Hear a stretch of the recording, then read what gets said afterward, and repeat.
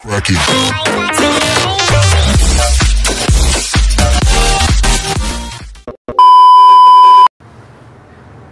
What's up? What's up? What's up? Hello, hello mga guys. At ito na naman tayo sa ating bagong kusina. Nagbabalik na naman ang inyong kusinerong Pachamba. Mga guys, bagong araw, bagong vlog na naman tayo. Ito ngayon, magluluto tayo ng ating ulam hapunan. So, ang ulam namin ngayon is kalderetang kambing. So mga guys, samahan nyo ko sa ating pagluluto ng ating kalderetang kambing. Tingnan nyo kung paano natin lulutuin yung kambing natin na kaldereta. So mga guys, tara na! So ayun mga guys, yun paato ng kambing. Ito yun, pakuluan natin. Ito yung unang papakuluan natin. Papalambutin natin to siya. Pagkatapos nito, pag lumambot na, medyo malambot-lambot na siya, isunod natin itong laman ng laman ng kambing. Ito, laman to siya ng kambing mga guys. So yan din ang isunod natin sa pagpalambot mamaya. Unahin muna natin ang paa kasi matigas-tigas yun. So para masarap din, palambutin talaga natin ng maigi ang paa. So ayun mga guys, naipakita ko na sa inyo yung lulutuin nating kambing.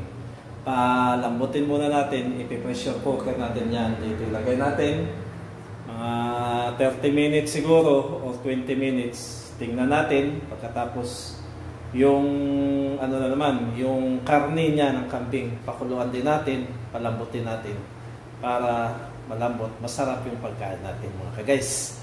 So mga guys, bye-bye muna. Magpalambot muna tayo ng ating paa ng kambing. Bye-bye! So mga guys, ipakita ko sa inyo yung mga sangkap natin, yung mga ricados natin. So may luya tayo, haluan natin siya ng luya. May bawang tayo kasi daan muna natin siya sa gisa. So may tatlong malalaking kamatis tayo. Baka magtaka kayo bakit yung kaldereta natin is may kamatis. Wala kasi tayong tomato sauce. So ito ang gagamitin natin ang itong tatlong malalaking kamatis na to. Ito ang gagamitin nating tomato sauce. So saka may carrots tayo. Ito, tatlong carrots. May kulay green tayo, mga bell pepper.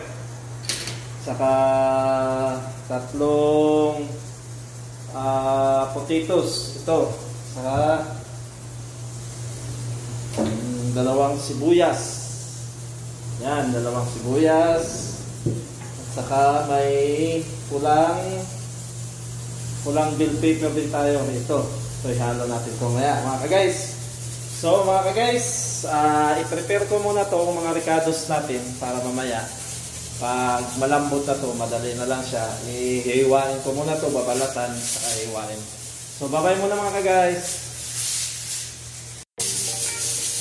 So, ayun na yun mga guys. Yan, i-slice na natin yung mga ricados natin. Yung bell pepper na pula, bell pepper na green, carrots, sibuyas, bawang, potatoes, at saka luya. Saka mga guys, yung kamatis natin dito, pinakuluan ko. Dudurugin natin to ng maigi para yun ang gawin nating tomato sauce.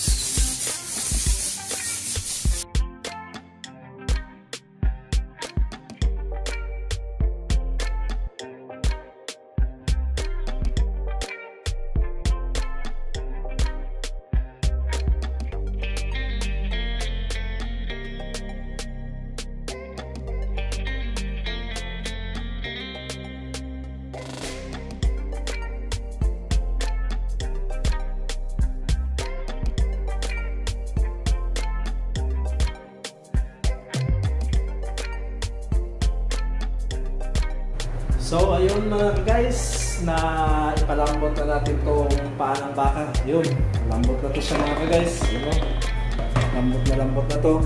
So isunod na natin itong laman. Yan, sunod naman po natin ang laman pagpalambot.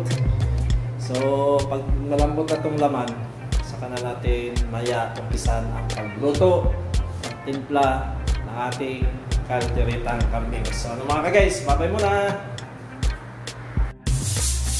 So mga guys, habang hinihintay natin yung laman na lumambot, so minamarinate ko muna itong paa. Yan mga guys, para isiksik yung lasa mamaya yan. Minamarinate ko yan. Yan mga guys, yun ang paggawa natin, pagluto natin ng carburetor kambing mga guys. So ayun mga guys, mag-umpisa na tayo pagluto. Ito, mag-umpisa na tayo ng bawang. Ha? Sunod natin ilagay mga guys ay ang luya. Ayun mga guys.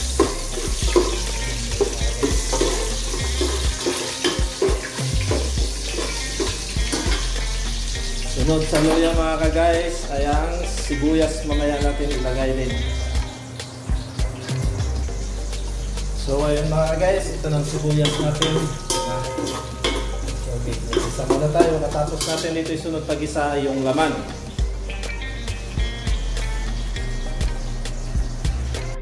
So mga guys, ito na yung laman. Ayun, isa na natin. Ayun. So hintayin lang natin yan mga guys mamaya na mo-absorb na yung amoy ng mga ricados na linagay natin. Ito yung bawang, luya at sibuyas. Pagkatapos sabawan na natin siya. So ayun na mga guys, lagyan na natin ng sabaw yung pinakuluan natin, ginisan nating laman to. Yung sabaw din niya na sa pinakulo, yun ang ilagay natin. Kaunti lang mga guys muna. Yun, isunod natin yung kamatis na pinakulo natin, pinadurog ito mga guys. Yan. So ilagay natin din dito. Yan mga guys, yan tayo magluluto ng kalderitang baka. So mga guys, hintayin lang siya natin lumambot ng kaunti kasi hindi siya masyado malambot kanina natin hinang sa pressure cooker. Pakuluan lang muna siya natin ng pakuluan kasi mas maganda kasi yung dito na siya lalambot sa kaserola natin, hindi siya sa pressure cooker kasi pangit kasi pag sobrang lambot na natin lulutuin yung karne na galing sa pressure cooker, wala nang lasa. So mga guys, hintay-hintay na tayo. Bye-bye muna. So ayun mga guys, kumukulo-kulo na siya. Ilagay na natin dito ang tomato paste. Uunahin muna natin ang tomato paste. Pagkatapos ng tomato paste, ilagay na natin yung carrots at saka potatoes natin, yung patatas ilagay natin.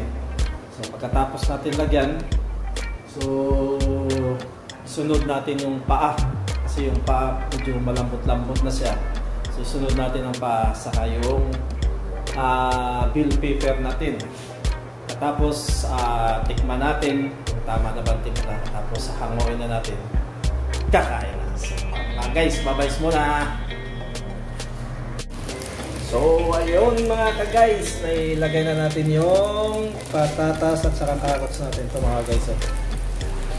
Ayun, nailagay na natin saka yung paa. Ayun mga guys, nahalo na natin. So hintayin na lang natin ito na lalambot pa kaunti. Hanguin natin. Saka tikman natin kung tama na ba sa lasa.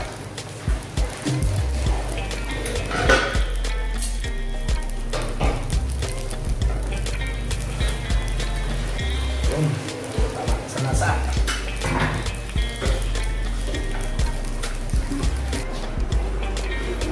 So mga guys, ito ilagay na natin yung bell pepper natin. Yun. Taas natin yung bell pepper. Yung pula at saka green. So, guys.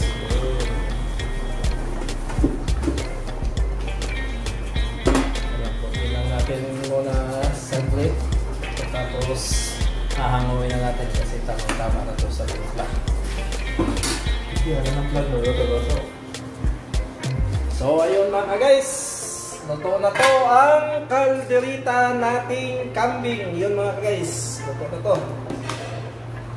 Yun, yun o. Yun. Ayun mga guys, luto na tong kalderita nating kambing. Final test na tayo mga guys.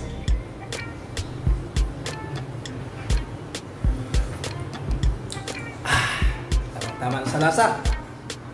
So ano mga ka-guys, dito na naman nagtatapos ang vlog natin sa araw na ito. Maraming salamat sa inyong suporta at sa inyong pagsubaybay sa aking mga video. Mula umpisa hanggang dulo, sinasamahan niyo ako. This is Michael Sarswingo saying goodbye. God bless as always, much love, and I love you all.